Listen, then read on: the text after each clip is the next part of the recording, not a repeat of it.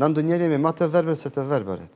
E vërtet. Andaj Allah Azza na thot, verbëria e vërtet, thot Zoti i Madh, nuk është në sy, por se verbëria e vërtet është në verbërimin e zemrës tonë.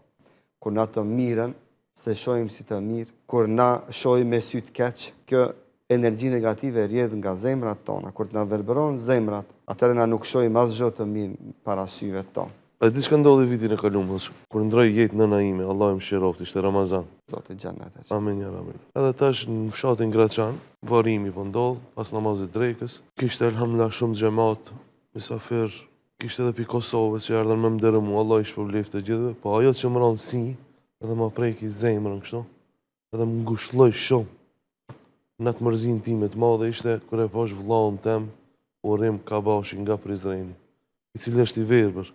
Kish marr udhë prej Prizrenit deri në Shkup, deri në Graçan, e kish gjetë vetë me një që i ka ndihmu, se problem mu gjetë edhe fshati, ati.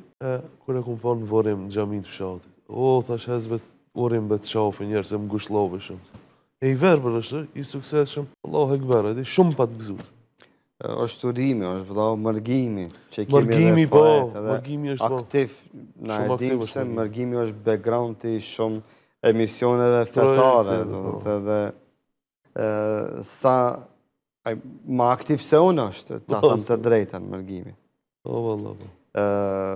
Dhe shumë vlezër tjerë që burat mirë. Valani, pa dyshim, Valan Berisha i Prizrenit e. Shumë të tjerë me qëllim s'po du, tani se edhe ata mos ta ndjejnë veten keq, po du me thonë se tek ata thjesht mungesa e kësaj shqise me durim, me zemërgjërsi është shëndru në avantazh.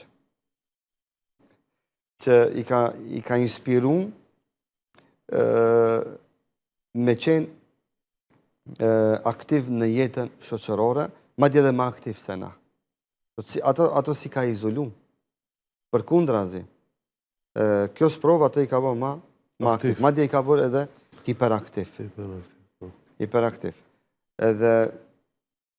Edhe tek ne do të thotë kemi njerëz që janë të verbër, që ata kur të flasin për durimin, beso që janë shembull dhe shembulltyr me këshillat e tyre që të japin, që ti kur ta shohësh në sa të mira i kemi, sa pak i falenderojmë Allahun. Dhe ajo është sprovu me atë sprovë, dhe sa i falenderon Allahun ai, me të vërtetë jam Terezi diçka.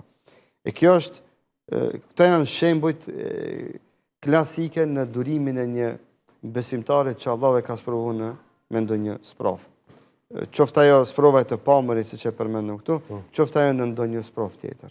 Ka historia një që shumë të verbër kanë qenë shumë të suksesshëm, përpos që kanë bërë sabër, po edhe në jetën e kësaj jete kanë qenë suksesshëm. Për shembull, një prej tyre giganti Shej Bin Bazi. Ai ka qenë i verbër që nga familja apo jo? Thu që pak më vonë është verbëru. Ai është një shembull që kalon histori pas vete, si një njeri dietar i madh, kolos.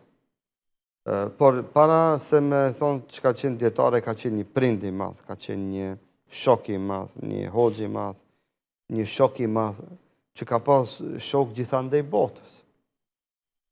Ne kemi dëshmitë e djetarëve të mëdhenj shqiptar në raportin e tyre të miq që kanë pas me Ibn Bazin. Sikur deklaratat e hoxhës djetarit të madh shqiptar të Abdulkader Arnaundit, që unë vetë i kam dëgju se sa e lëvdonte Ibn Bazin dhe çfarë respekti ndërcjellët kanë pas ata mes vete.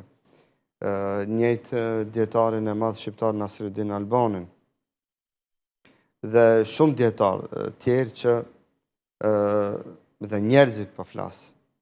E kemi edhe familjen shqiptare që është nga Koliçani, hoxhën Haxhi Abdulazizin, i cili ka mbet dhe sot familja e tij jetojnë në Medinë, ka mbet në Medinë me nënshkrimin dhe ndërmjetësimin e vetë Ibn Bazit, i cili e ka marrë dhe ka punësuar në universitet, e pastaj ai e ka fitu ju është mundësu me pas një takim me mbretin, Fejsal në atë kohë, dhe mbreti Fejsal ja ka dhonë një letër që i ka dhonë leje dhe me qëndroj ai në Medinë, dhe sot familja e tij jetojnë në Medinë. Është një familje me preordhe nga fshati Koliçani Epër.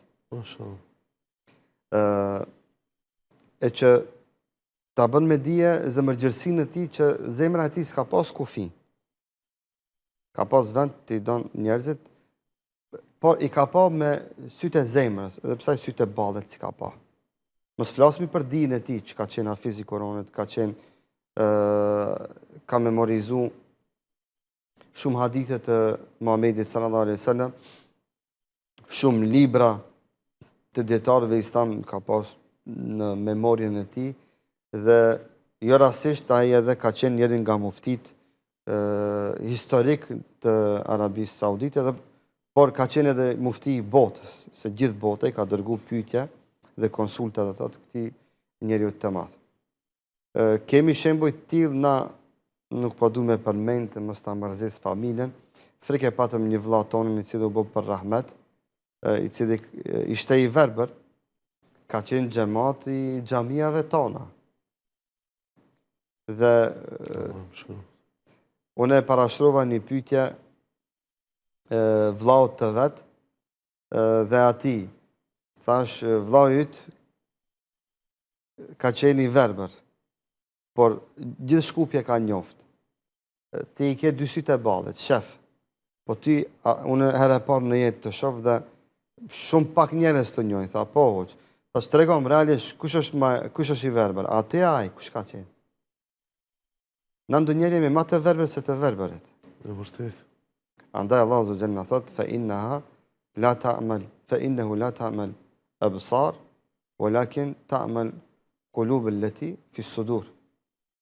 Verbëria e vërtetë, thot Zoti i Madh, nuk është në sy, por se verbëria e vërtetë është në verbërimin e zemrës tonë.